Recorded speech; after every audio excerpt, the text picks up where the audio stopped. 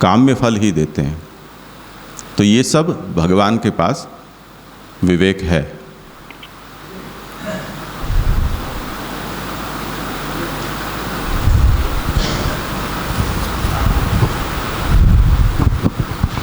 ये कामना है मन में लेकिन वो संकल्प नहीं करता है, तो फिर उसको जो नियत फल है वो भी नहीं मिलेगा, दोनों बाजू से जाएगा ना वो तो। नियत फल काम्य कर्म में तो नियत फल नहीं होता है ना। नहीं, काम्य कर्म में नहीं होता है, लेकिन जो उसने रोज़ 5 साल से वो कर रहा है ये यज्ञ और सब, अभी तक तो निष्काम था, अभी आगे भी शुरू है उसकी चालू है, और अभी उसको वो मन में कामना जगी और फिर उसने संकल्प नहीं किया, तो वो अभी आगे का जो भी है सब पे व्यर्थ जाएगा ना वो। नहीं, अगर उस स्थिति में वो नित्य कर्म को करता रहता है निष्ठा से, तो उसकी वो कामना की वृत्ति शांत होगी, उसका अंतःकरण शुद्ध होगा। ओके, ये तो आगे का फल बताया ना। जैसे हमारे यहाँ सही सिद्धांत मुक्तावली का दृष्टांत लो तो, लोकार्थी चेत भजेत कृष्णम क्लिष्टो भवति सर्वथा। कृष्ण भजन अगर लौकिक फल की कामना के लिए कोई करता है तो उसको क्लेश होता है। वो क्लेश इसलिए होता है कि वही बात, ये कोई एटीएम मशीन की जैसी कोई यंत्र नहीं है कृष्ण कि तुमने जो मांगा सो दे दिया बिना सोचे। पर कृष्ण है वो भक्त का अहित नहीं चाहते हैं। इसलिए अगर आपके मन में कोई भी ऐसी कामना हुई कि जिससे आप बहिर्मुख होते हो, संसारासक्त होते हो, तो आपने कितने साल सेवा की, कितने मनोरथ किए, कितने साज श्रृंगार बनाए, कितनी सामग्रियाँ आरोगाई, उन सब बातों को भगवान लक्ष्य में नहीं लेते हैं। आप माथा पीटते रहो तब भी नहीं देंगे सो नहीं ही देंगे,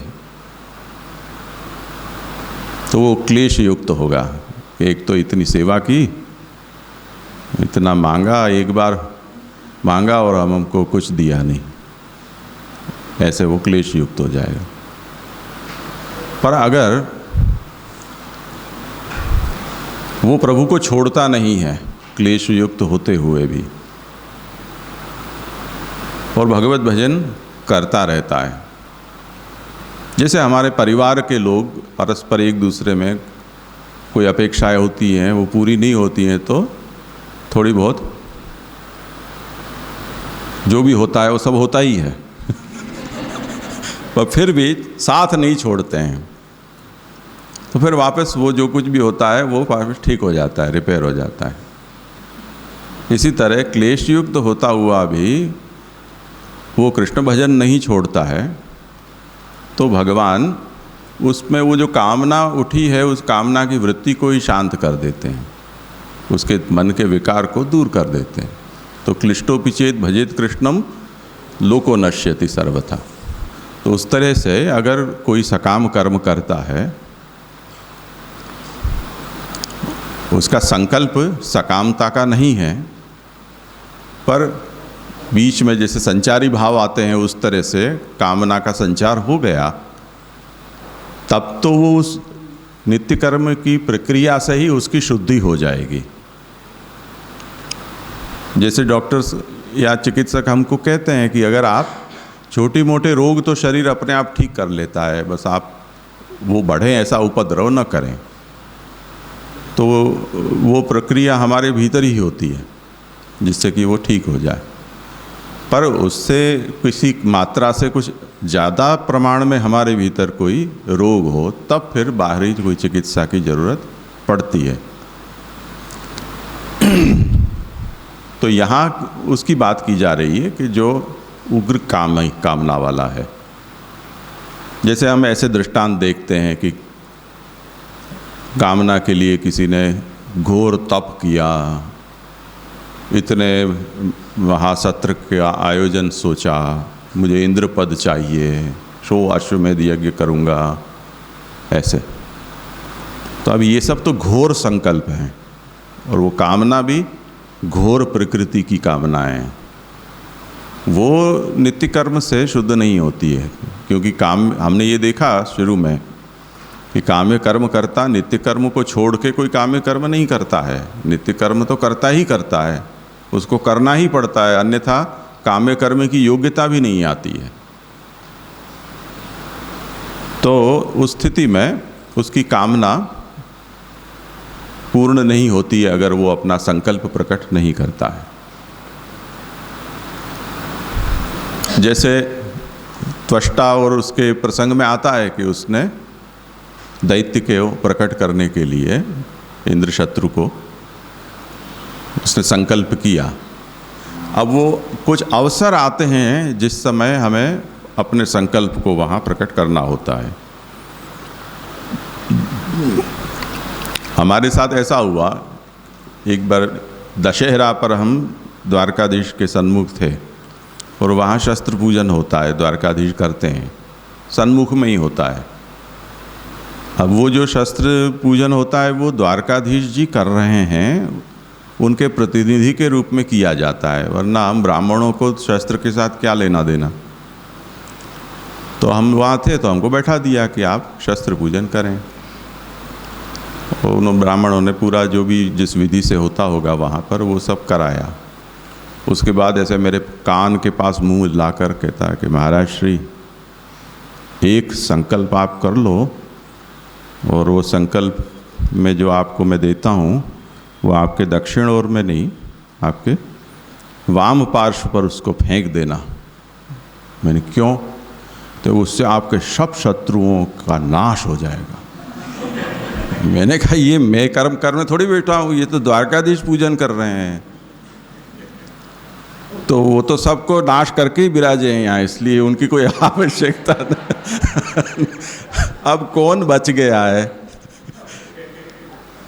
जो रहे सहे थे वो पांडवों के द्वारा उनको मरवा दिया, अब कोई नहीं बचा है, अब सब खत्म हो गया।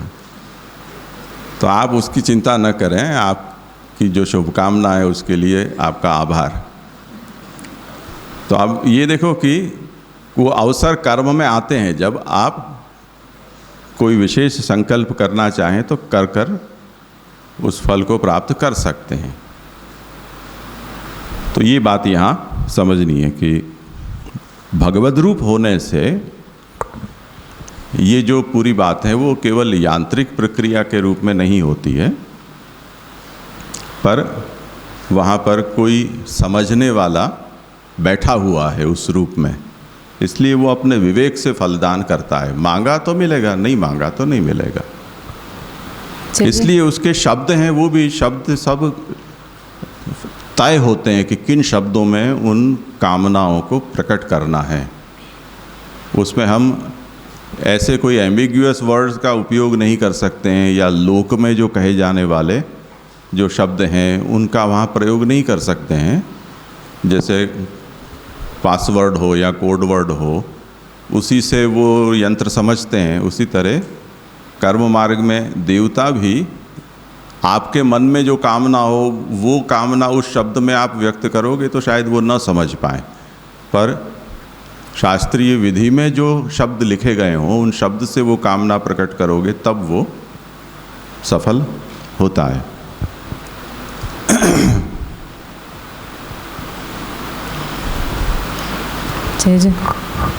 जैसे यज्ञोपवीत बदलने का एक छोटा सा कर्म है, एक दृष्टांत देता हूँ।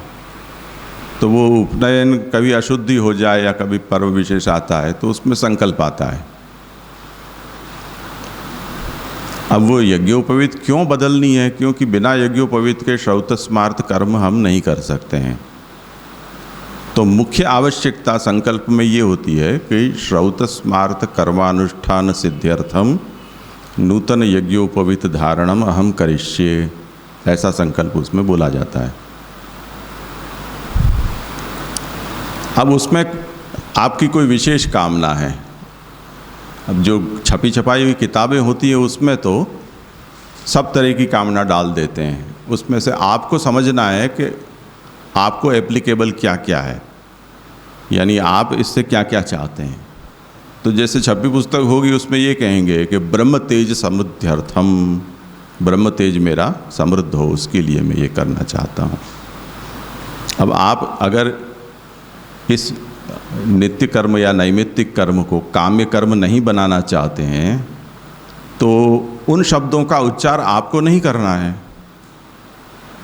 आप केवल इतना बोलकर संकल्प छोड़ सकते हैं कि श्रौत स्मार्त कर्मानुष्ठान सिद्ध्यर्थम नूतन युगोपवित धारणम हम करिष्ये, बात खत्म हो गई। ये इसका मतलब है। तो काम्यो भगवद रूपत्वात् काम्यो नित्यो वा यागादि कामितम फलति। જે એટલે જે तो પછી જે આપણે यानी कि जो जैमिनी और वो जो मीमांसक बोल रहे हैं कि भाई जो कर्म मीमांसा है उसके हिसाब से जो कर्म है वही प्रधान है, यानी कि अगर आप कर्म कर रहे हो तो उसका फल मिलेगा ही मिलेगा, तो उसको इसको कैसे बिठाना फिर? क्योंकि अगर हम ऐसी कोई जो यहाँ पे बात हुई कि अगर कोई गुरु ऐसे कोई कामना है तो वो पूरी नहीं कर रहे भगवान, तो वहाँ पे ऐसा बोला जा रहा है कि भाई अगर कर्म कर रहे हैं तो उसका तो फल मिलेगा ही मिलेगा। उसके हिसाब से ही वो लोग ऐसा इंटरप्रिटेशन भी करते हैं, तो दोनों को कैसे? नहीं, हम ऐसा नहीं कहते हैं कि यथा विधि आप कर्म करोगे तो फल नहीं मिलेगा या भगवान फल नहीं देंगे। कर्म मर्यादा में अगर आप करते हो तो वो मर्यादा के अनुसार भगवान, यज्ञ रूप भगवान वो फल देंगे ही आपको। ऐसा नहीं है कि वहाँ कोई अपवाद हो जाए। क्यों नहीं देंगे? ये तो भक्ति मार्ग में हमने ये देखा कि भगवान ऐसा करते भी हैं कि नहीं मांगा तब भी दे देते हैं, मांगा तो कम दे दिया, मांगा उससे किसी को ज़्यादा दे दिया।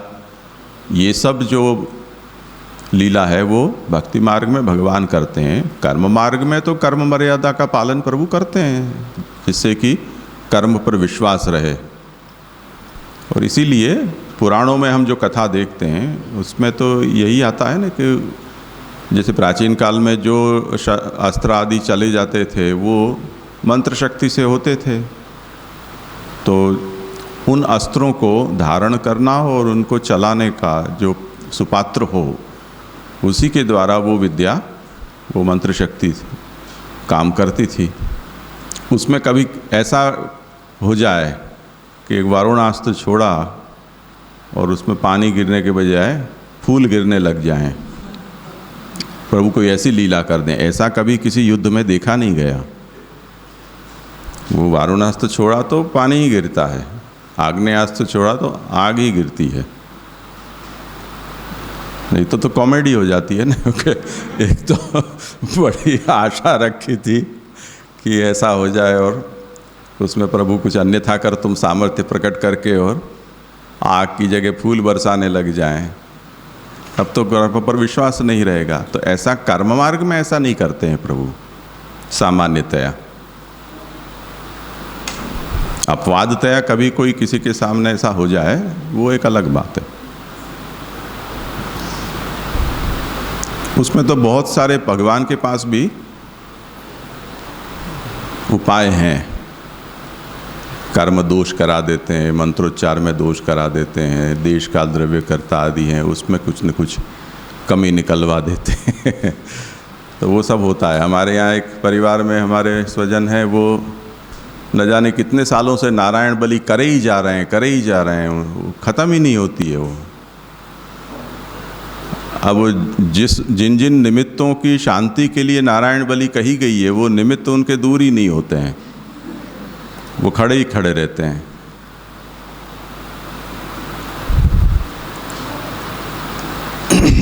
वो जैसे चश्मे में धूल लग जाए और हम कांच साफ करते रहें, ऐसे उनकी स्थिति है।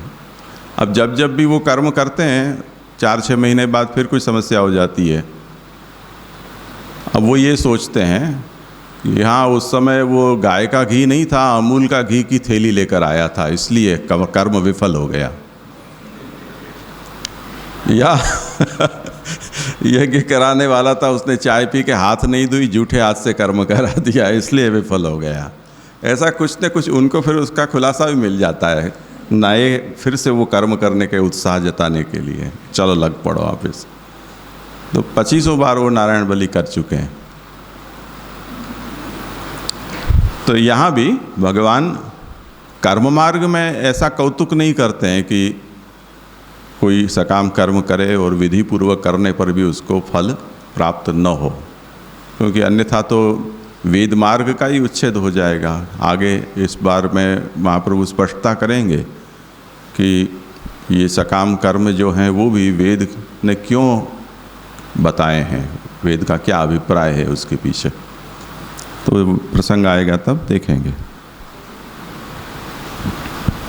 हाँ, जो सकाम अधिकारी है वो अपनी कामना जब व्यक्त नहीं करे तो उस टाइम उसको फल नहीं मिलता, तो वो तो वन टाइप ऑफ निष्काम हो गया, तो उसको निष्काम फल क्यों नहीं मिलता और उसे सकाम कैसे बोला जाए? जो कामना है पर बोल नहीं रहा है और कर्म कर रहा है, वो नित्य कर्म कर रहा है या सकाम कर्म कर रहा है? कर्म अगर सकाम नेचर का कर रहा है और उसमें वो कामना को प्रकट नहीं कर रहा है, तो वो कर्म विफल जाएगा। जैसे कारीरी यज्ञ है, वो एक स्वतंत्र यज्ञ है, वो अनावृष्टि हो उसके निवारण के लिए, वृष्टि कामना हो उसके लिए वो यज्ञ किया जाता है। अब तुम कारीरी यज्ञ करने बैठे, पर संकल्प में आपने वृष्टि हो उसके लिए मैं यज्ञ करता हूँ ऐसा आपने नहीं कहा, तो आपने अपनी कामना को प्रकट ही नहीं किया, तो वृष्टि क्यों होगी?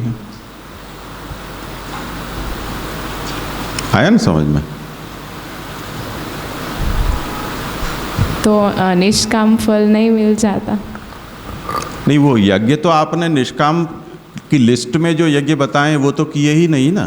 ये कारीरी यज्ञ ही सकाम यज्ञ है, तो आपने गलत कर्म चूज कर लिया, ये कहने का मतलब है।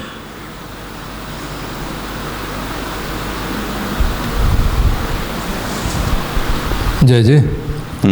ये अपना ये महाप्रभु जी का जो कृष्णाश्रय ग्रंथ है, कृष्णाश्रय ग्रंथ में महाप्रभु जी आज्ञा कर रहे हैं कि जो धर्म साधने के साधन है वो सब दूषित हो गए हैं, और जीव जो है कलिकाल के अंदर ये साधन साध्य नहीं है। तो अब इस प्रसंग के अंदर अगर हम देखें ये कर्म मार्ग का, तो कर्म मार्ग के अंदर तो ये सारा विधि विधान बताए हैं, और उसको साधन जो हैं उसके वो महाप्रभु जी आज्ञा कर रहे हैं वो तो दूषित हो गए। तो ये जो कर्म मार्ग का प्रसंग चल रहा है वो तो फिर कलिकाल के अंदर तो पालन तो हो ही नहीं सकता, पॉसिबल ही नहीं है ये। हाँ, महाप्रभु का यही मत है, वो इसी ग्रंथ में आगे आप स्पष्ट भी करेंगे इसी को, कि ये अब प्रसक्त नहीं है, काल के अनुरूप नहीं है, ये हिस्ट्री हो चुकी है, और वो हिस्ट्री को हमें समझना चाहिए।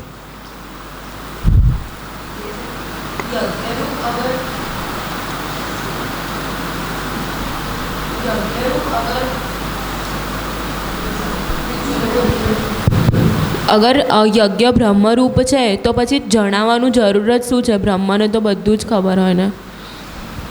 अगर भगवान की ऐसी सर्वज्ञता को लक्ष्य में रहकर कुछ करना है तब फिर कर्म नहीं करो तो भी क्या है? जैसे भगवान सर्वज्ञ हैं ऐसे सर्वसमर्थ भी हैं, तो नहीं करोगे तब भी करना हो करेंगे। आप कर्म मार्ग का आश्रय लेकर और भगवान के पास गए हो तब भगवान कहेंगे कि पहले करके दिखाओ, पीछे सोचेंगे। ऐसे इसको बंद क्यों करती? કામ્ય કર્મથી અંતઃકરણ શુદ્ધિ ન થાય? काम्य कर्म से तो अंतःकरण मलिन होता है। अधिक से अधिक क्या होगा कि जैसे कोई आदमी कुछ चाहता है, लौकिक उपाय से उससे वो सिद्ध नहीं हुआ, तो किसी ने कहा कि तुम शास्त्रीय उपाय करके देख लो। अब उसने शास्त्रीय उपाय किए और खुदा न खास्ता उसकी वो इच्छा पूरी हो गई, तो उसकी श्रद्धा दृढ़ हो जाएगी शास्त्र पर कि लौकिक उपाय विफल हुए और शास्त्रीय उपाय सफल है। अब वो शास्त्र देखेगा,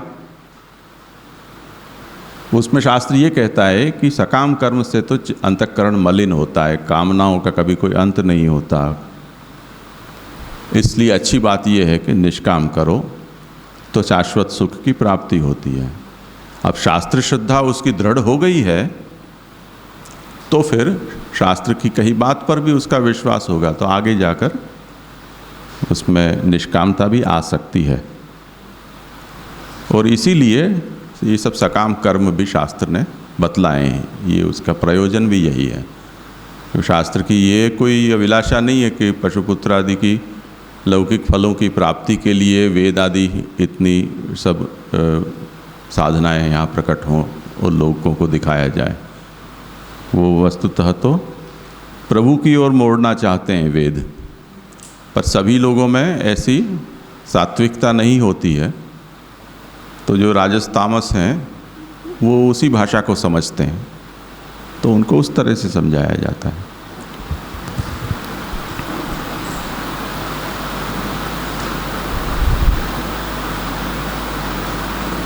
करें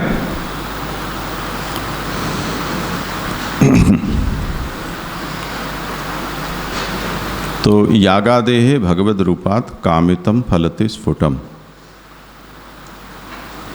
उसकी व्याख्या करते हैं कि भगवद रूप होने से जिसकी कामना की जाती है वो फलित हो जाती है। ये स्फुट है। स्फुट है मतलब कहाँ स्फुट है? तो कहते हैं लौकिकम फलम स्फुटम।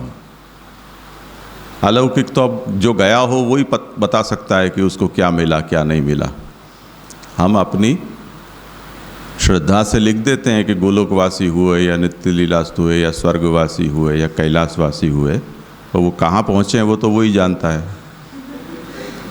तो उसके बारे में महाप्रभु कहते हैं कि वो स्फुट नहीं है। स्फुट तो ये है कि बरसात नहीं गिर रही थी और कार्य यज्ञ किया और बरसात गिरी, ये आपने देखा ही आना है, तो ये स्फुट है। लौकिक फल स्फुट है, ये मतलब है। यत स्पष्टमेव कार्यादे फलम अनुभूयते। कार्यादि यज्ञों का जो फल है वो स्पष्ट रूप से सभी लोग अनुभव करते हैं। तो अब ये जो आशंका उठाई गई थी कि क्या कारण है कि प्रकृति रूप याग अपने स्वभाव से ही नियत फल को देते हैं कामना न होने पर भी, और क्या कारण है कि विकृति रूप याग में कामना को प्रकट करना अनिवार्य है, अन्यथा वो अफल हो जाते हैं। तो उसका उत्तर ये हुआ कि ये कर्म या यज्ञ अपने स्वभाव से ये नहीं देते हैं, वो भगवद रूप होने के कारण भगवान फल देते हैं। इसलिए भगवान ये देखते हैं कि इसने कामना की या नहीं की। इसलिए काम्य कर्म है वो केवल कामित फल देते हैं, और जो नित्य शाश्वत फल है वो उस काम्य कर्म का नहीं मिलता है। अगर कामना नहीं की तो उससे भी रहते हैं, ये उसका अभिप्राय है। और इसी तरह अंतःकरण की शुद्धि के बारे में भी हमें समझ लेना चाहिए कि काम्य कर्म से अंतःकरण शुद्ध नहीं होता है।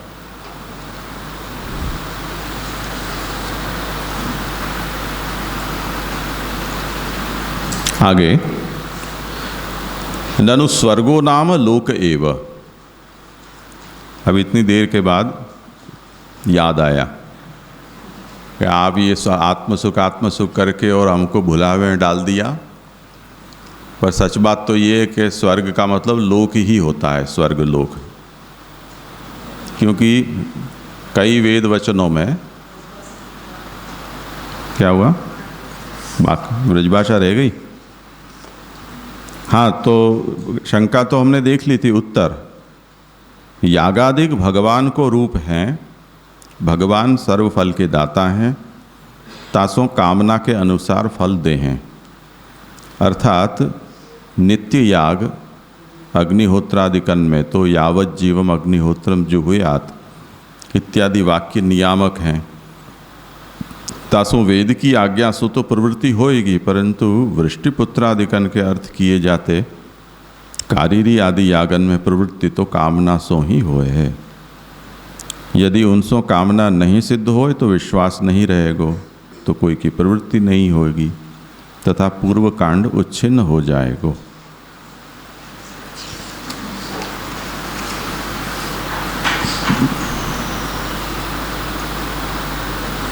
अब फिर से स्वर्ग का मतलब आत्मसुख नहीं होकर लोक रूप स्वर्ग ही स्वर्ग शब्द का अर्थ है, ऐसा पूर्व पक्ष करते हैं और उसमें प्रमाण देते हैं कि सुवर्गाय वा एतानि लोकाय हूयन्ते।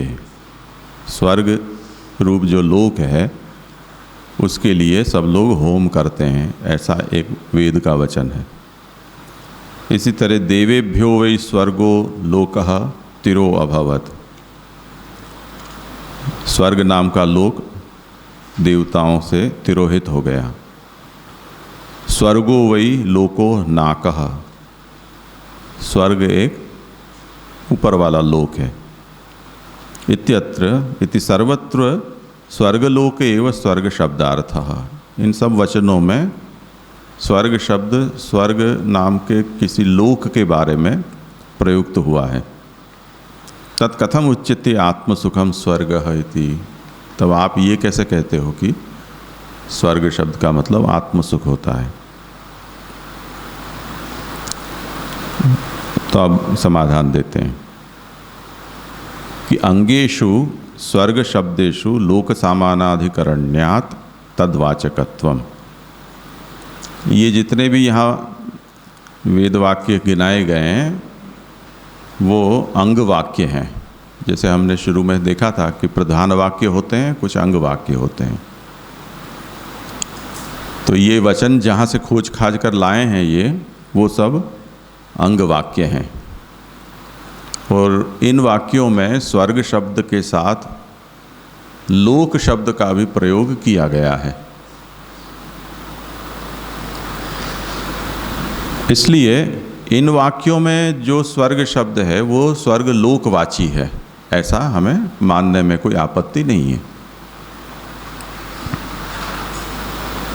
प्रधाने च वाक्यशेषस्य विद्यमानत्वात् आत्मसुखवाचकत्वमेव। पर जो प्रधान वाक्य हैं जिसमें ज्योतिष्टोमेन स्वर्ग कामो यजेत, जैसे ये एक उदाहरण के तौर पर वचन है, वो प्रधान वाक्य में स्वर्ग के साथ लोक शब्द का प्रयोग नहीं किया गया है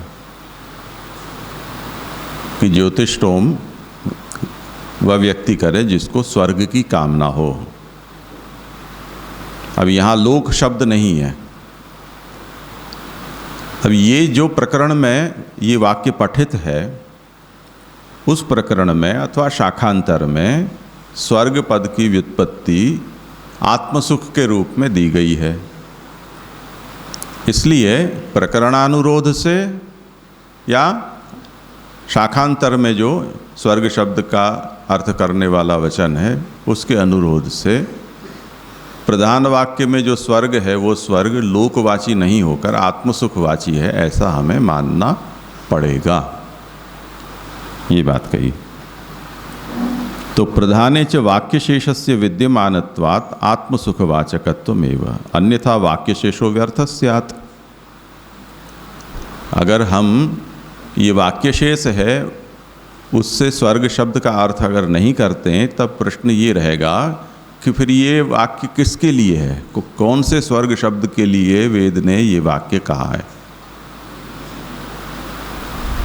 आया नहीं समझ में? वो निरवकाश हो जाएगा, उस वाक्य की कोई प्रसक्ति ही नहीं रहेगी। तो ऐसा तो नहीं होना चाहिए। ऐसा कई बार हो जाता है, जैसे मैंने इन दिनों में अनुभव किया कि अपने यहाँ श्रावणी कर्म में हर वर्ष नए नए कोई कर्मकर्ताओं को बुलाया गया। 4-5 के तो हम अनुभव कर चुके हैं। अब वो हर बार वो लिस्ट भेजते हैं कि सामग्री ये चाहिएगी। अब कर्म संपन्न होने पर पता चलता है कि इसमें से 4-5 तो बंडल खुले ही नहीं थे सामग्री जो मंगाई थी उसके। तो वो बंडल हमको पूछ रहे हैं कि हम किसके लिए आए थे। वो निरवकाश हो गए। जो चीज़ आपने जिस विधि के लिए मंगाई उस पैकिंग को ही आपको खोलने की आवश्यकता नहीं पड़ी, तो वो क्यों मंगाई, ये सवाल तो आपको उठेगा ना।